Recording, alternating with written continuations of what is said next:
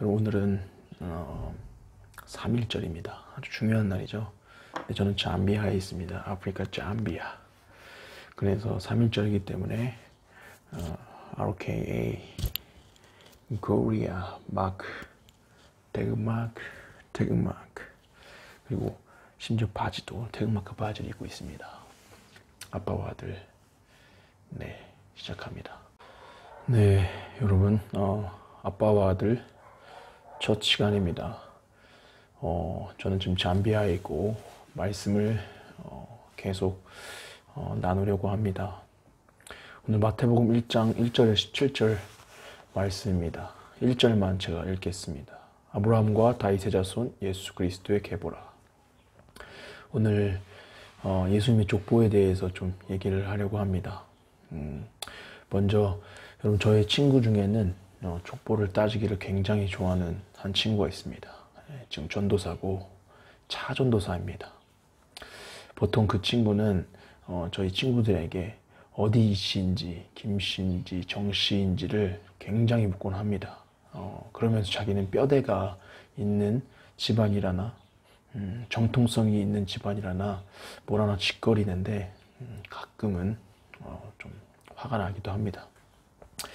지금 이 시대도 족보는 중요할 것입니다. 그러나 모두가 알고 있듯이 예전 조선시대만큼은 그 족보의 중요성이나 그 전통성이 떨어지는 것은 분명합니다. 왜냐하면 조선시대는 족보가 곧 신분이었기 때문입니다. 여러분이 더 잘 아실 겁니다. 오늘 본문 말씀은 예수님의 족보 이야기입니다. 이 본문은 예수님을 믿는 사람들에게 아주 중요한 본문입니다. 예수 그리스도의 족보가 실제이며 역사적으로 타당하다면 이는 예수가 갑자기 밑도 끝도 없이 들이민 허구나 신화 혹 이단 사이비의 거짓이 아님이 분명해집니다. 지금도 이 역사성과 정통성이 중요하지만 당시 유대인들에게는 더 중요한 것 같습니다. 왜냐하면 하나님께서 분명 메시아는 다윗의 후손으로부터 나온다고 구약에서 계속 약속하셨기 때문입니다. 저는 정말 이것이 감사한데 여러분, 이단을 분별할 때 하는 작업 중 하나가 그 뿌리를 역추적해서 가는 것입니다. 그런데 내가 믿고 있는 예수의 뿌리를 역추적해 본 결과 그는 분명하고 정당하며 혈통적 내력을 분명하게 가지고 있다는 것입니다. 내가 정말 제대로 된 분을 믿고 있다는 것입니다.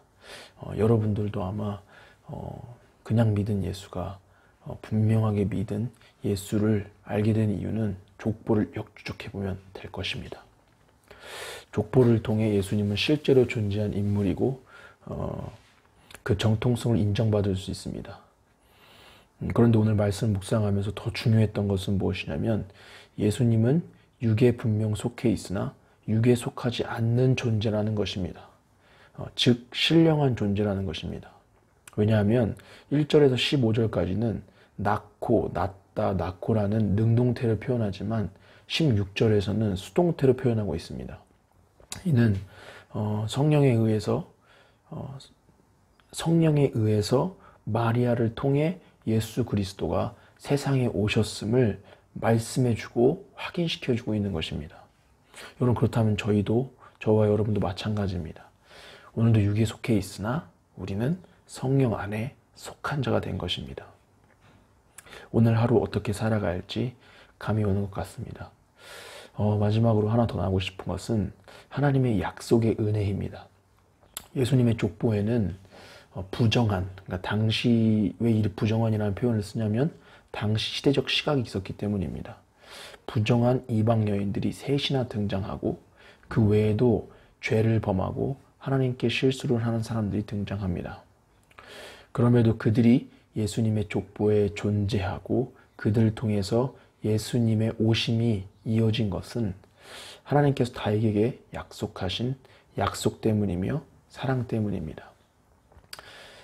저 역시 구원받을 존재도 아니며 생명책에 기록될 사람도 아닙니다. 제 자신을 제가 제일 잘 알겠죠. 그럼에도 불구하고 구원받은 자, 성령 하나님께 속한 자가 된 것은 하나님의 신실하신 약속 때문이요 사랑 때문입니다. 오늘 하루 분명하신 예수님과 분명하게 동행하길 고백합니다. 오늘 하루 육에 속해 있으나 성령에 속한 자가 되길 고백합니다. 오늘 하루 그리고 종일토록 영원토록 날 구원하신 구원의 노래를 부르기를 고백합니다. 오늘 하루도 주님과 동행하는 기도와 말씀으로 부정하는 모두가 되길 축복합니다. 할렐루야.